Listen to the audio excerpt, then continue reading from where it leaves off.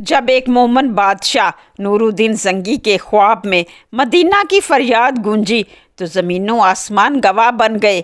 अब नूरुद्दीन ज़ंगी खामोश नहीं रह सकते, क्योंकि दुश्मनों का निशाना है खुद हजूर अकरम सल्लल्लाहु अलैहि वसल्लम का रोज़ा अक़दस। ईमान और इश्क़ रसूल का ऐसा मंज़र जो दिलों को हिला देता है।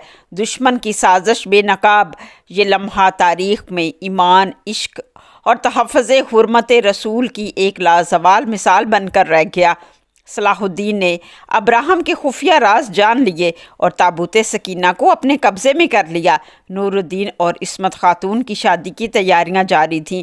नूरुद्दीन की बीवी मालिका अपना अरूसी लिबास छुरी से काट देती है। नूरुद्दीन उसे समझाते हैं, ये शादी रियासती मफादात के लिए है, इससे हम अपने दुश्मन के इरादे नापाक बना सकते हैं। विक्टोरिया इस्मत को मुबारकबाद देने आती है और एक खंजर तोहफा देती है और कहती है, तुम लोग मजबूत होने के लिए ये शादी कर रहे हो, मगर तुम सलीबियों की ताकत से नावाकिफ़ हो। इब्राहिम के साथी मुल्ला उमर की जासूसी करते हैं। उन्हें पकड़ने वाले थे कि सलाहुद्दीन के साथी बचा लेते हैं। मुल्ला उमर मशवरा देते हैं, ताबूत सकीना को महल में छुपा दो। सलाहुद्दीन ताबूत सकीना नूरुद्दीन को देते हैं और इब्राहिम का मंसूबा बताते हैं। नूरुद्दीन कहते हैं, सलाहुद्दीन जितनी जल्दी हो सके इस मसले को हल करो, मेरे सब्र की हद हो गई है। हो सकता है तुम किसी शराब के पीछे भाग रहे हो। अपना कबीला बचाओ, रियासत अंदरूनी खलफशार का शिकार है। मुझे डर है तुम किसी मुश्किल में ना पड़ जाओ सलाहुद्दीन।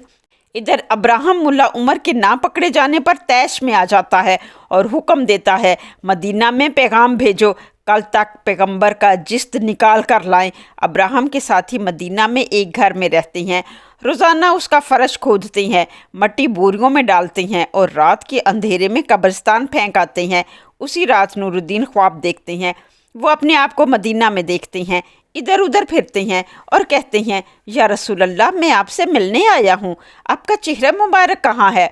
गैब से आवाज़ आती है, नूरुद्दीन चले आओ, रसूल अल्लाह आपके मुंतज़िर हैं। नूरुद्दीन कहते हैं, बिस्मिल्लाहिर्रहमानिर्रहीम, या रसूल अल्लाह मदद, या रसूल अल्लाह मदद। इतने में एक शख्स सामने आता है। नूरुद्दीन कहते हैं कि आप कौन हैं? वो बताता है, तुम्हारी तरह एक आशिकी रसूल हूँ, आप आए नहीं बुलाए गए हैं। आप दरूद पाक पढ़ते हैं। दो आदमी मट्टी की बोरियां उठाए आते हैं और नूरुद्दीन को देखकर भाग जाते हैं। वो नेक आदमी बताता है, तुम्हें एक ज़िम्मेदारी अता करनी है। नूरुद्दीन जाग जाते हैं और ये ख्वाब अपने वज़ीर को सुनाते हैं। इतने में एक शख्स महल आता है और कहता है, मुझे सुल्तान से शिकायत है। वज़ीर आज़म असफ़हानी सुल्तान से कहते हैं, इतनी रात गई एक शख्स आपसे मिलने आया है और कहता है मुझे सुल्तान से शिकायत है। नूरुद्दीन उसे अंदर आने की इजाज़त देते हैं। वो आता है तो आप पूछते हैं, इस वक्त रात के पिछले पहर क्या मुसीबत थी जो तुम्हें यहाँ आना पड़ा? वो शख्स कहता है, मैंने ख्वाब में देखा रसूल अल्लाह सल्लल्लाहु अलैहि वसल्लम कहते हैं, मैं अफसुर्दा हूँ, मेरा उम्मती नूरुद्दीन ज़ंगी कहाँ है? मेरी यही शिकायत है हजूर। नूरुद्दीन खड़े हो जाते हैं, आंखों में आंसू, जिस्म लरज़ रहा है। पूछते हैं, क्या रसूल अल्लाह ने फरमाया मेरा उम्मती नूरुद्दीन? वो शख्स कहता है, जी हाँ सुल्तान, रसूल अल्लाह ने फरमाया मेरा उम्मती नूरुद्दीन ज़ंगी। उन्होंने आप पर एक ज़िम्मेदारी डाली है। नूरुद्दीन रोने लगते हैं, दिल पर हाथ रखते हैं, कहते हैं, क्या रसूल अल्लाह ने मेरा नाम लिया? सारे ताजो तख्त मेरे रसूल पर कुर्बान हो। नूरुद्दीन कहते हैं, मुझे ख्वाब में बताया गया है कि मुझे ज़िम्मेदारी दी गई है, मगर वो ज़िम्मेदारी क्या है मैं नहीं जान सका और ख्वाब टूट गया। वो शख्स कहता है, मेरे सुल्तान, ये ख्वाब सच्चा है, ज़िम्मेदारी क्या है इसका जवाब भी आपको आपका ख्वाब ही बताएगा। सुल्तान को याद आया, दो आदमी जो मट्टी के थैले लेकर जा रहे थे। सुल्तान समझ जाते हैं। वज़ीर आज़म असफ़हानी को हुक्म देते हैं, मेरे रसूल के रोज़े मत्हर की तरफ शैतानी हाथ बढ़ रहे हैं, अभी जाने की तैयारी करो, हम मदीना जाएंगे अभी और इसी वक्त। नूरुद्दीन अपने वफ़ादारों के साथ मदीना जाते हैं। शेर को भी साथ थे, वो सादा लिबास में थे। अब्राहम को खबर मिलती है नूरुद्दीन किसी काम से शहर से बाहर गए हैं और अब मादूद नाइब है। अब्राहम कहता है, अब ताबूत सकीना लेना बहुत आसान हो गया है। नूरुद्दीन और इस्मत की शादी थी। नूरुद्दीन चले गए तो मालिका और कारातिगन को मौका मिल जाता है इस्मत खातून को रुसवा करने का। ابراہم مادود سے ملنے آتا ہے، اسے 1000 سونے کے سکے اور صلح کی پیشکش کرتا ہے۔ مادود کہتا ہے صلاح الدین کے قبیلے سے اپنے سپاہی ہٹا لو۔ وہ مان جاتا ہے اور تابوت سکینہ اسے دینے کو تیار ہو جاتا ہے۔ مادود تابوت سکینہ اپنے آدمیوں کے ہاتھ بھیجنے لگتا ہے کہ صلاح الدین آ جاتے ہیں۔ وہ منع کرتے ہیں، یہ تابوت یہیں رہے گا۔ دونوں میں بہت اختلافات ہوتے ہیں۔ گریگول ابراہم سے الجھتا ہے اور کہتا ہے، تم ایک صندوق کی خاطر اتنا سونا دے رہے ہو، میں یہ نہیں ہونے دوں گا۔ ابراہم کہتا ہے، میں چال چل رہا ہوں، تابوت سکینہ لے کر ہم یلغار کر دیں گے، صلاح الدین اور اس کے قبیلے کو نابود کر دیں گے۔ مادود کے آدمی تابوت سکینہ لے کر القدس جا رہے تھے۔ صلاح الدین راستے میں اپنے ساتھیوں کے ساتھ کارروائی کرتے ہیں اور تابوت چھین لیتے ہیں۔ ابراہم گریگول کو کہتا ہے، صلاح الدین کا قبیلہ تباہ و برباد کر دو۔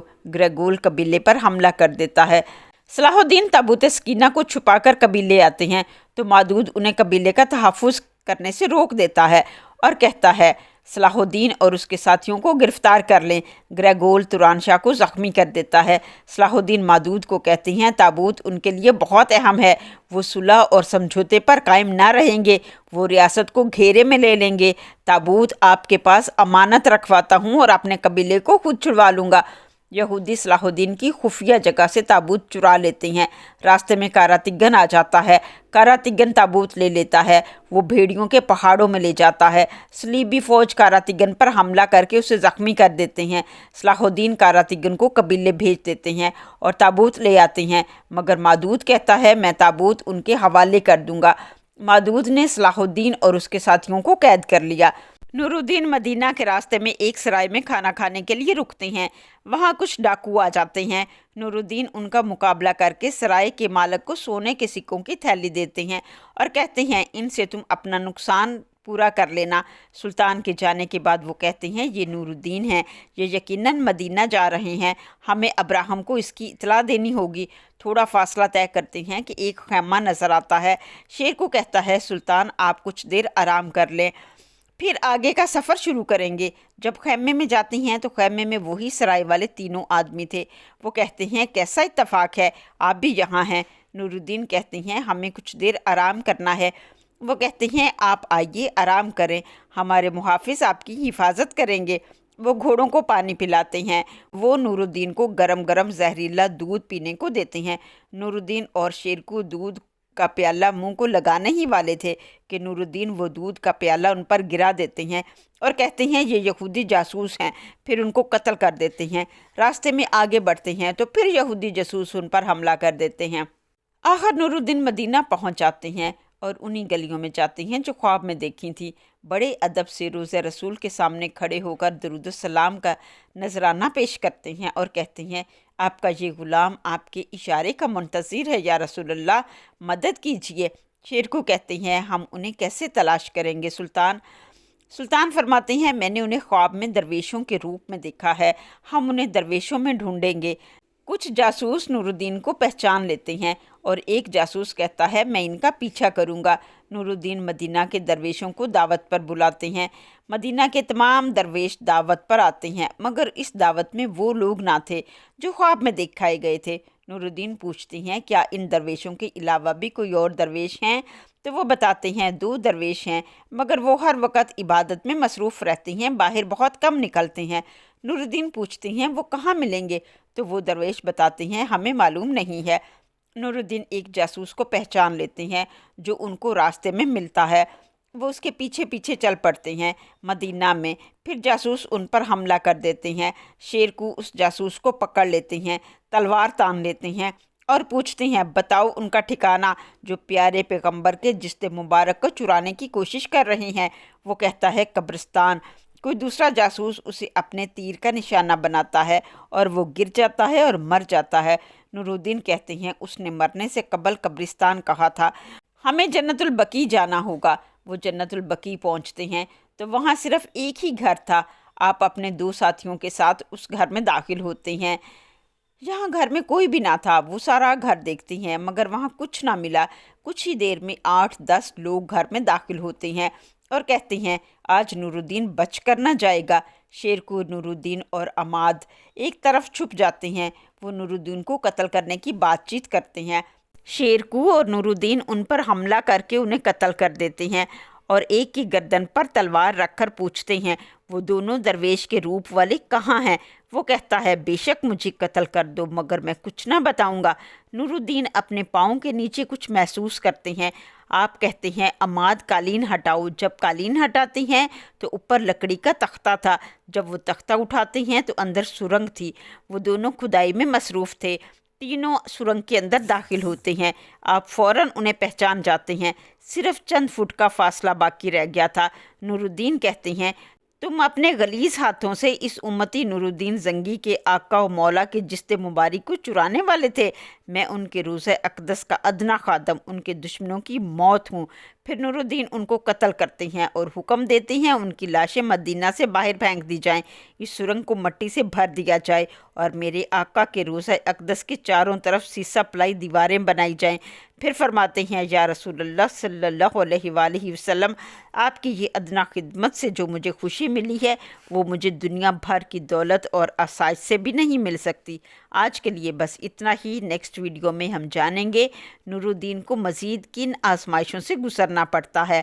صلاح الدین کیا تابوت سکینہ بچا سکیں گے؟ یہ سب جاننے کے لیے ہمارے ساتھ جڑے رہیے۔ چینل کو سبسکرائب کریں، ویڈیو کو لائک اور شیئر کرنا نہ بھولیں، کمنٹ سیکشن میں اپنی رائے کا اظہار کریں۔ ملتے ہیں نیکسٹ ویڈیو میں، تب تک کے لیے اللہ حافظ، اسٹے بلیسڈ۔